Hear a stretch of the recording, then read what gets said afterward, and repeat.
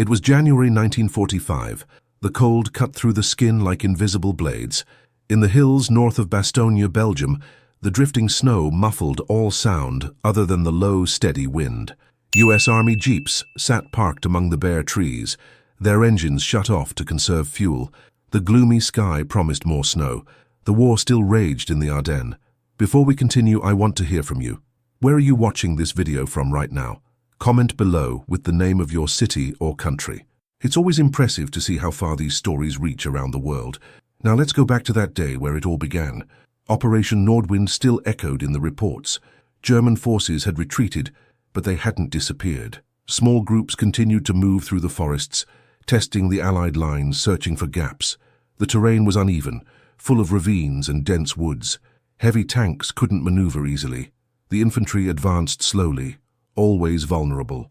And it was in this context that a soldier began to see a jeep differently. His name was Charles Robert Carpenter, 29 years old. He was from a small town in rural Illinois.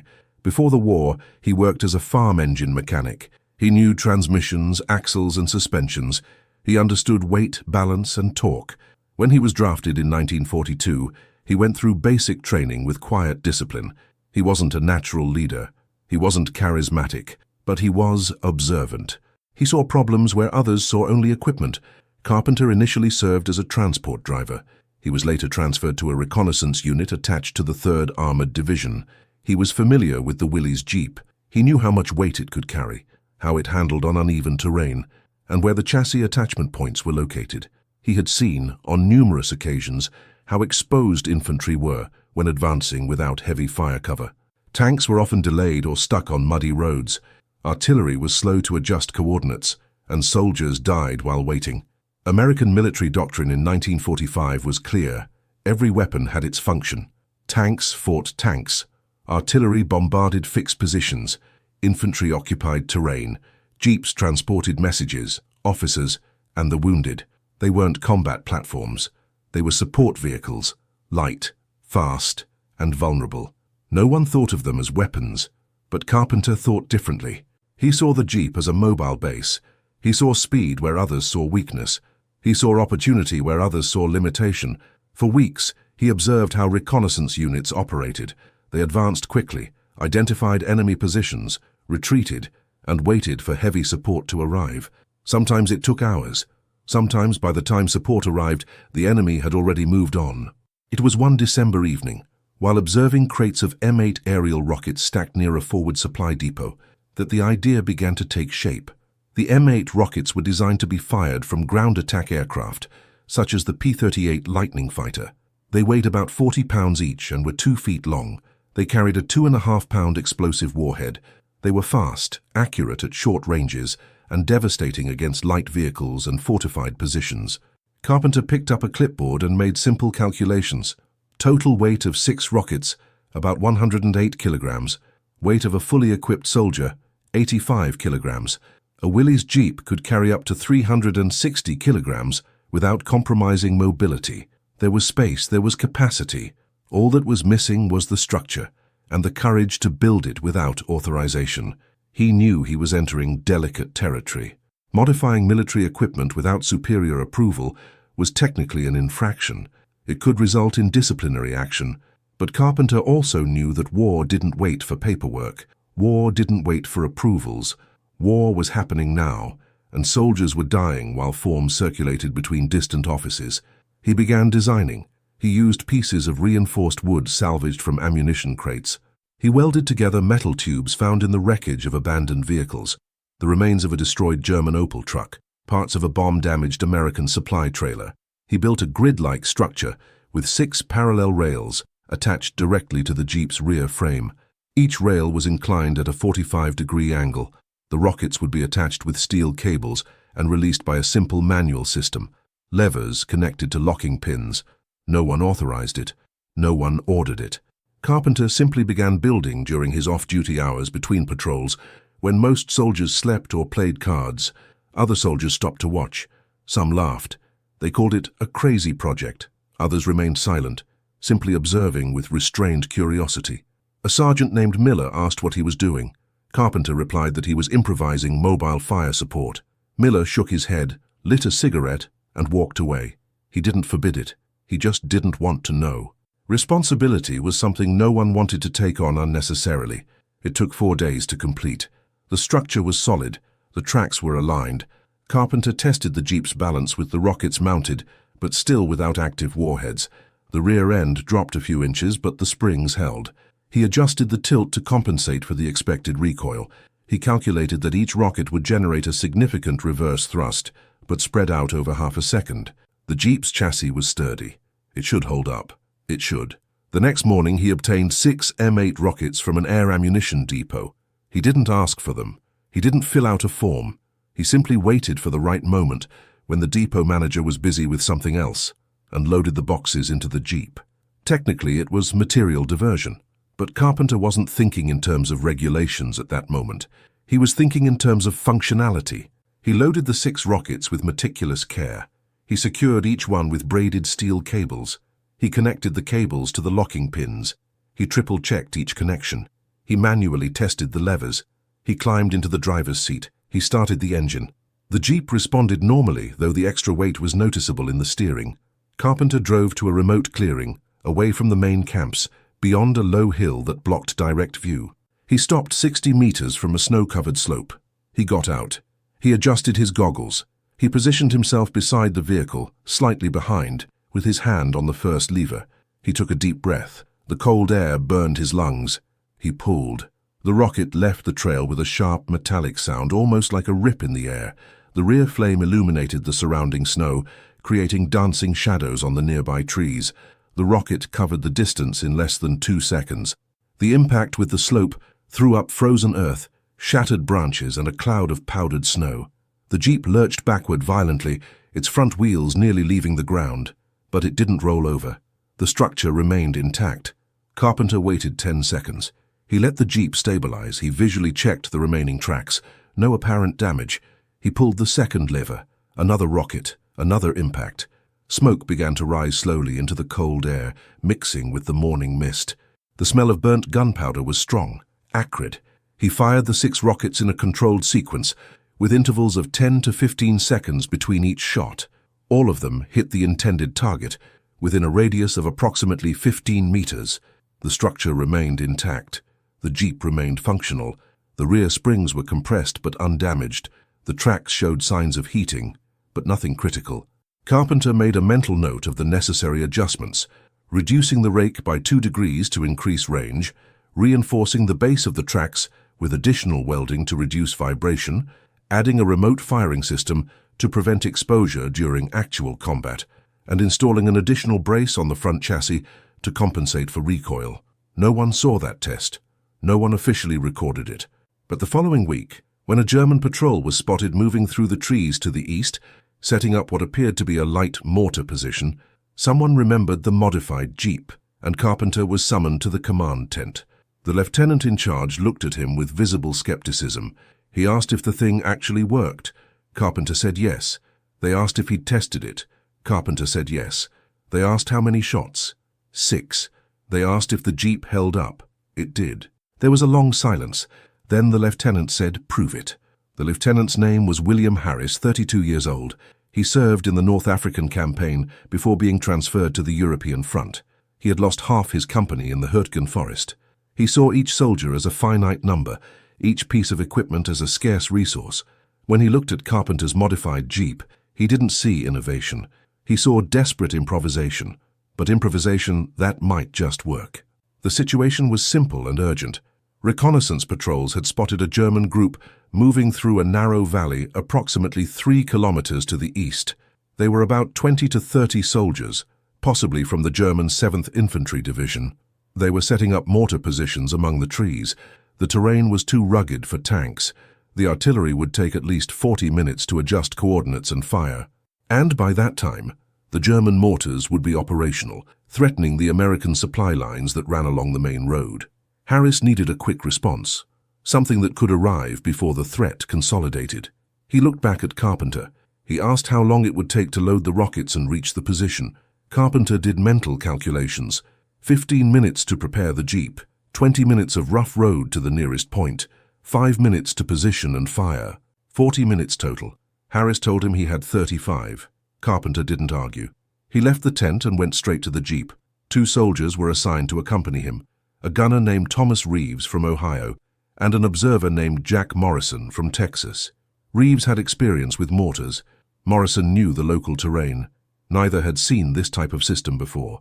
They looked at the welded structure on the jeep with expressions that mixed doubt and curiosity. Carpenter loaded 6 new M8 rockets. This time he checked each rail twice. He adjusted the inclination according to the mental calculations from the previous week. He connected the cables. He tested the pins. Reeves asked if it actually worked. Carpenter said it did. Morrison asked if it was safe. Carpenter didn't answer. He just started the engine. They left camp at 9:43 in the morning. The sky was grey, overcast, but without any active snow. The temperature hovered around -3 degrees. The wind blew from the north, bringing the distant smell of burning wood. The road was little more than a trail of frozen mud. The jeep rocked violently with every bump. The rockets vibrated on the tracks. Carpenter drove with utmost care, avoiding large potholes that could damage the suspension or loosen the tie rods. Morrison guided the direction with a map folded on his knees. He pointed out detours, shortcuts through the trees, spots where the mud was shallower. Reeves held binoculars and scanned the horizon. They didn't say much. The sound of the engine and the wind filled the silence. Each one processed what was about to happen. 22 minutes later, they reached a low ridge covered in bare brush. Morrison pointed down. In the valley, between sparse clumps of trees, movement was visible, grey figures moving with purpose.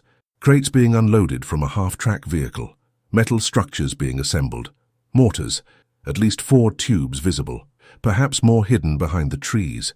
Carpenter cut the engine. He got out. He observed for a few seconds through the binoculars Reeves handed him. The distance was approximately 250 meters, slightly beyond the ideal range of the M8 rockets, but still viable. The wind was blowing from the left, which meant he had to adjust his mental aim. There was no aiming system, just visual estimation and experience. He manually repositioned the jeep, pushing from the rear with Reeves's help. He adjusted the angle to the valley. He checked the slope of the tracks. He mentally calculated the trajectory.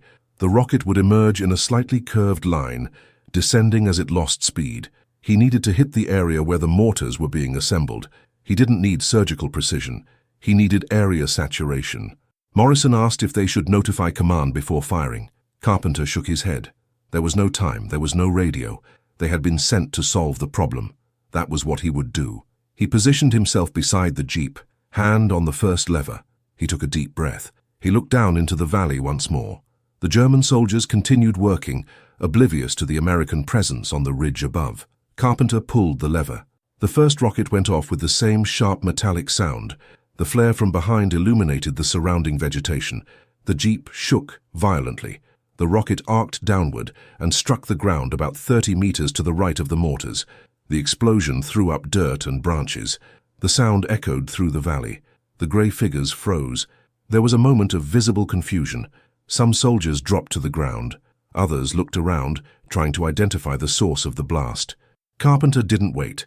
He pulled the second lever. The second rocket fired. This time he had mentally adjusted the direction. The impact was closer. 10 meters to the left of the mortars. The explosion uprooted a bush. Morrison shouted that they were moving. The German soldiers were running in various directions. Some toward the half-track vehicle, others toward the trees. 3rd rocket, 4th rocket, 5th rocket. Carpenter fired in rapid succession now, without long pauses. Each impact created a cloud of dirt, smoke, and debris. The valley filled with suspended dust. The confusion was total. The half-track vehicle tried to move but got stuck in the mud. One of the mortar tubes toppled. Soldiers ran without apparent coordination. 6th rocket, the last. Carpenter adjusted his mental aim one last time. He pulled the lever.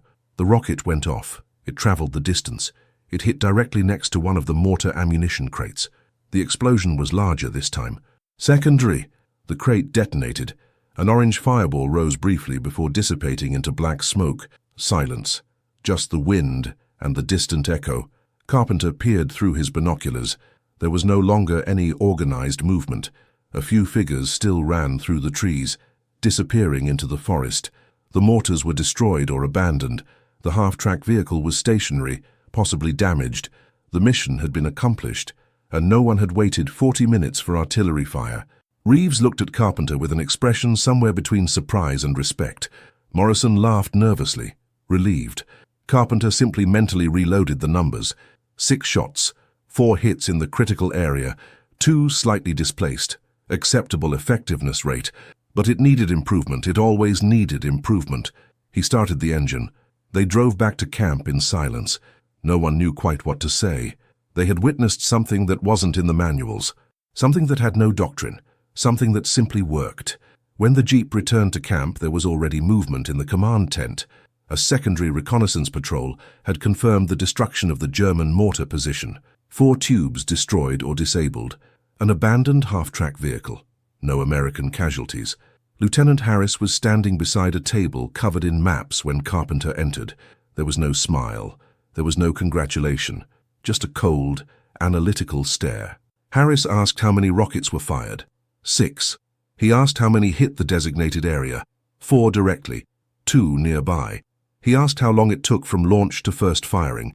27 minutes. Harris made notes in a small notebook. Then he asked if Carpenter thought he could repeat that. Carpenter said yes. Harris nodded. He told him to get the rover ready again. There would be another mission in 2 hours, but before Carpenter could leave, a major entered the tent. Robert Dale Finch, 41 years old, a World War I veteran, the division's logistics officer. He had heard about the modified jeep. He wanted to see it for himself. Carpenter led him to the vehicle. Finch walked around, examining the welded frame, the tracks, the cables. He touched the metal still hot from the previous shots. He asked who had authorized the modification. Nobody, Carpenter replied. Finch looked at him for a long moment. He asked if Carpenter knew that modifying military equipment without authorization was punishable by court-martial. Carpenter said he did. Finch asked why he had done it anyway. Carpenter replied that soldiers were dying waiting for fire support.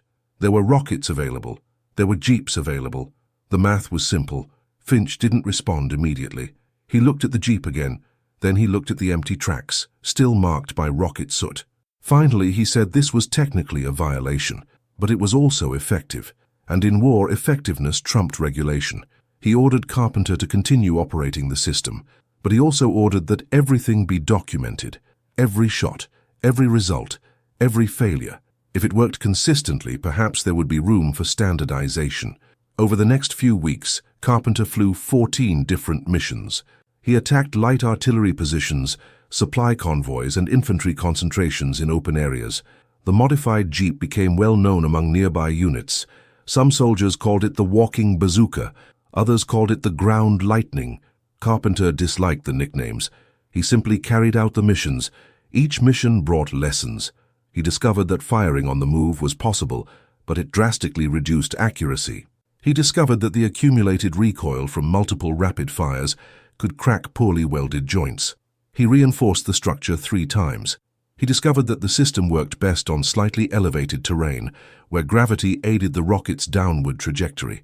He discovered that firing all 6 rockets in less than 30 seconds created enough of a curtain of fire to force an enemy retreat, even if the impacts were non-lethal. But not all was success. On a night mission near Sankt Vith, one of the rockets failed to launch. The propellant didn't fully ignite. The rocket left the rail with insufficient force and landed just 50 meters ahead. It exploded too close. The shock wave shattered the jeep's windshield. Carpenter suffered a superficial cut to his forehead. Reeves, who was accompanying him again, temporarily damaged his eardrum. They had to abort the mission and turn back. Carpenter spent 2 days reviewing the system. He identified the problem with older rockets, manufactured in mid-1943. The propellant had degraded slightly due to improper storage in cold, humid conditions. He began checking the manufacturing date of each rocket before loading it. He discarded any unit older than 18 months. The failure rate dropped to nearly 0. In February 1945, Major Finch returned. He brought with him a corps of engineers captain named Arnold Stevens. Stevens had been instructed to evaluate the feasibility of producing Carpenter's system on a larger scale. He spent 3 days examining the rover, taking measurements, taking photographs, and interviewing Carpenter about every technical detail. Stevens asked why Carpenter had chosen 6 tracks instead of 8 or 10. Carpenter explained, that 6 was the maximum the Jeep's chassis could handle without compromising mobility. More weight meant slower speed and greater difficulty in uneven terrain. Stevens asked why the rake was 43 degrees instead of 45. Carpenter explained that 43 compensated for the natural rake angle of the chassis when the vehicle was stationary on gently sloping terrain, which was the reality of most firing positions. Stevens took extensive notes. He said the concept was sound. He said High Command was interested. But he also said that officially producing it would require approvals, formal testing and safety validation. It would take months, perhaps until the end of the war. Carpenter asked if he should stop using the rover until then. Stevens shook his head. He told him to keep operating it. Field data was valuable. Each mission was a real test that would save time later. But the reality was more complex. Not everyone viewed the modified Jeep favorably. Some officers considered it a tactical aberration. A gunnery sergeant named Vincent Cole openly complained that Carpenter was stealing missions that should have been performed by conventional artillery. Cole argued that cannons were more accurate, more powerful, and more reliable. That field improvisations did not replace established doctrine, that allowing unauthorized modifications set a dangerous precedent. There was a tense meeting in the command tent. Cole and Carpenter were called in to explain their positions. Cole presented solid technical arguments. Conventional artillery had superior range. It had centralized coordination. It had decades of refined doctrine. Carpenter listened in silence. When it was his turn to speak, he said only one thing. Conventional artillery took time, and soldiers died while they waited. The lieutenant colonel in charge of the sector, a man named George Brennan, made a pragmatic decision. He said there was room for both systems, conventional artillery for coordinated bombing and distant targets, the modified Jeep for rapid response and targets of opportunity. They weren't competitors, they were complementary. Cole left the meeting visibly dissatisfied. Carpenter simply went back to work. By mid-February, the war began to change again. German forces were retreating in a more organized fashion. Allied lines were advancing. The pace of operations accelerated. Carpenter was flying 2, sometimes 3 missions a day. The Jeep was beginning to show wear. The rear springs were weakening. The transmission was making strange noises. The welded frame had visible cracks in 2 spots. He reinforced, welded, and adjusted. But he knew the system had its limits. And then came the mission that would change everything. A bridge over the Our River needed to be captured intact. German forces defended it with heavy machine guns and mortars positioned in concrete bunkers. Tanks couldn't approach without being destroyed. Infantry couldn't advance without suffering severe casualties. Someone suggested the modified Jeep. Someone suggested Carpenter. He knew it was different. Concrete bunkers weren't ideal targets for M8 rockets. But if he could suppress the machine gun positions long enough for the infantry to advance, it might work. He loaded 6 rockets. He checked the system one last time and headed toward the bridge. The bridge over the Our River was an iron and wood structure built in the late 19th century. It was 120 meters long. It had 2 narrow lanes, rusted metal side railings. On the German side, the terrain rose steeply, covered in sparse trees. Among the trees were 3 concrete bunkers, MG-42 machine gun positions. A crossfire covered the entire length of the bridge. Any vehicle or platoon attempting to cross would be decimated before reaching the halfway point. It was February 17, 1945, 9 o'clock in the morning. The sky was partly clear. Low mist rose from the river. The temperature had risen to 5 degrees Celsius. The snow was beginning to melt on the banks. Carpenter was positioned behind a rise of land 200 meters from the bridge. Beside him, Lieutenant Harris watched through binoculars. 2 infantry platoons waited further back, ready to advance at the signal. Harris explained the plan. Carpenter would fire the 6 rockets in rapid succession at the bunker positions. He didn't expect to destroy them. The concrete was too thick, but the rocket's explosion near the firing ports would force the snipers to temporarily retreat. In that interval, the infantry would advance. They needed a maximum of 45 seconds of suppression. That was all. 45 seconds of chaos to cross the exposed terrain. Carpenter did the math mentally. 6 rockets, 45 seconds. That meant 1 shot every 7 or 8 seconds. It was possible, but risky. Firing so quickly would heat the rails beyond normal. It could weaken the welds. It could cause mechanical failure. But there was no alternative. He nodded. Harris said he would start at the signal. Carpenter manually repositioned the Jeep. He adjusted the angle to the bunkers. The distance was approximately 230 meters, an acceptable range. But the bunkers were small targets, firing openings less than a meter wide. He didn't need a direct hit. He needed a close hit. The shockwave and fragments would do the rest. He climbed into the Jeep, started the engine, kept it in neutral, hand on the first lever. He waited. Harris raised his hand. He held it for 3 seconds. Then he dropped it abruptly. Carpenter pulled the first lever. The rocket left with its characteristic flame. It covered the distance in less than 2 seconds. It hit the left side of the central bunker. The explosion ripped out chunks of concrete and raised a cloud of dust. The machine gun in the bunker stopped firing. Carpenter didn't wait for confirmation. He immediately pulled the second lever, second rocket, aimed at the right bunker, impact near the firing port. Explosion. Smoke. Temporary silence. Third rocket. Carpenter mentally adjusted his aim. He aimed at the bunker on the left. The rocket fired. But this time something was wrong. The sound of the launch was different, more muffled. The rocket took off on a slightly irregular trajectory. It hit the ground 5 meters before the bunker. The explosion was smaller. The bunker remained operational. The machine gun fired again. Carpenter felt the Jeep vibrate abnormally. He quickly glanced at the tracks. The third rail had a visible crack at the base. The weld had partially given way, but there was no time for repairs. He pulled the fourth lever, fourth rocket, again against the central bunker, a direct hit in the firing port. This time, the explosion was followed by a secondary flash. Something inside the bunker had detonated. Ammunition or a grenade. The machine gun stopped dead. Fifth rocket. Carpenter aimed it again at the left bunker. The rocket went off. The trajectory was good. It impacted less than 2 meters from the opening. The explosion covered the entire front of the bunker with fragments and dust. The machine gun stopped. Temporarily or permanently, he didn't know. It didn't matter. Only one rocket remained. Sixth rocket. Last. Carpenter glanced at the bunker on the right. The machine gun had resumed firing sporadically. Short bursts, nervous. The gunner was shaken, but still functional. Carpenter mentally adjusted one last time. He pulled the lever. The rocket went off. It traveled the distance. It hit right next to the firing port. The explosion was perfect. The machine gun fell silent.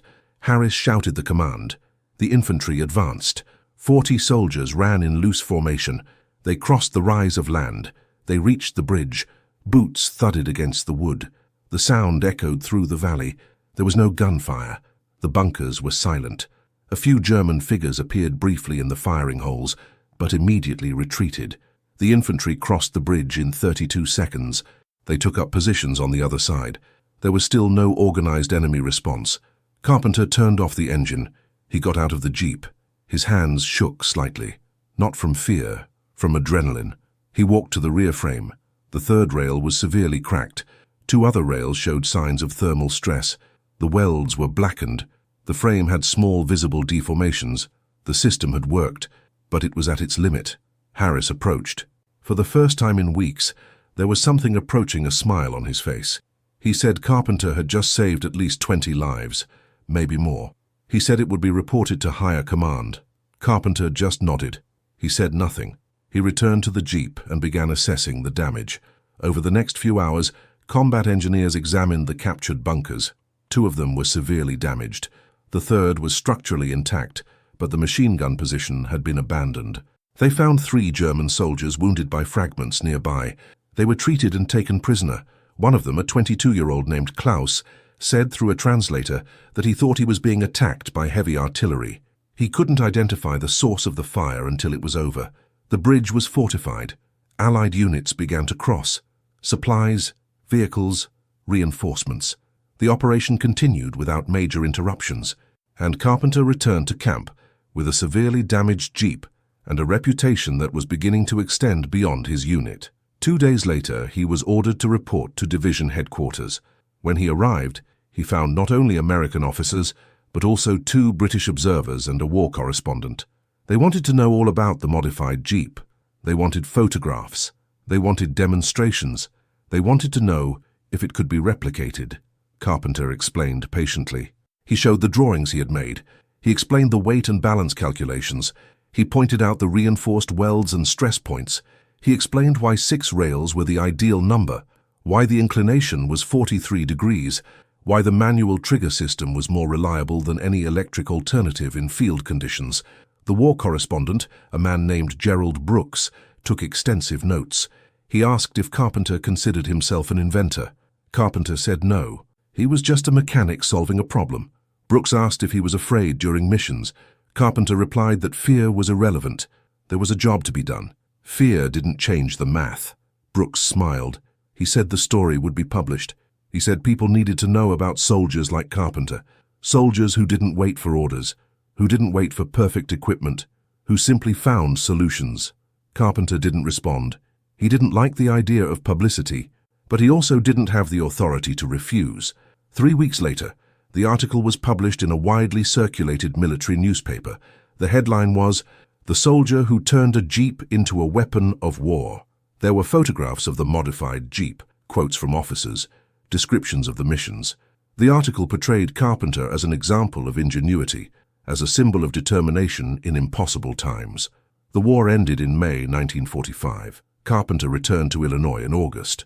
He returned to his machine shop. He returned to farm engines and broken transmissions.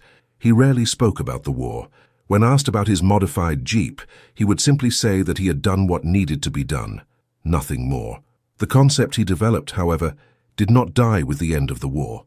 The U.S. Army studied his drawings. They studied the field reports. And decades later, rocket launch systems mounted on lightweight vehicles became standard in armies around the world. Mobile, rapid-fire platforms. Just as Carpenter had envisioned that cold December night, he never received a patent, he never received formal official recognition, but in modern tactics manuals, in footnotes to technical reports, his name appeared. Charles Robert Carpenter, the Illinois mechanic who saw a problem and built a solution with scrap metal and steel cables. Carpenter died in 1987 at the age of 71. In his hometown, few attended his funeral. There was no military band. No special honors, just friends, family, and a few veterans who remembered. But somewhere in some military engineering manual, the story remains. The story of a soldier who didn't wait for approval, who didn't wait for doctrine, who simply took what he had and turned it into something that worked. And in doing so, he saved lives, he changed tactics, and he proved that war isn't just about following the rules. Sometimes it's about breaking them for the right reason. The wind continues to blow in the Ardennes. The bridge over the Our River is still there, and somewhere a modified Jeep remains in a museum with 6 rails welded to the rear frame, silent, motionless, but carrying a story worth remembering. If this story touched you, please like it, comment where you're watching from, and subscribe to the channel. There are many other forgotten war stories waiting to be told, and you won't want to miss any of them.